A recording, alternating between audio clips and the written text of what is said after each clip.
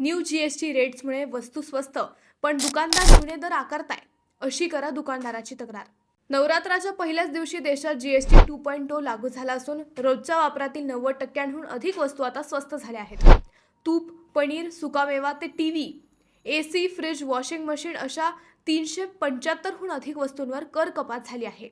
बहुतांश वस्तूंवर कर फक्त 5% ठेवण्यात आला आहे, तर अल्ट्रा लक्झरी वस्तूंवर 40% कर लागू राहणार आहे.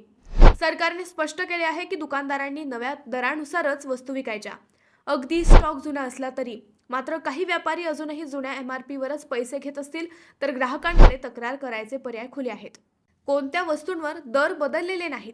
गहू, तांदूळ, डाळी, फळे, भाज्या, दूध, दही, ताक, मीठ, अंडी, नैसर्गिक मध, बाटलीबंद पाणी वगळता पिण्याचे पाणी, पेट्रोल, डिझेल, गॅस सिलेंडर, सोने, चांदी, स्मार्टफोन आणि लॅपटॉप यांच्या किमतीत बदल झालेला नाही.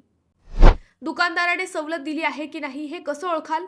ग्राहकांना मिळालेल्या बिलावर हे स्पष्ट दिसते.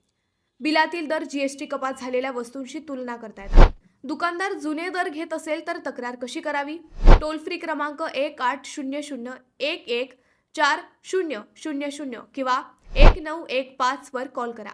8800001915 या नंबरवर SMS किंवा व्हॉट्सॲप पाठवा.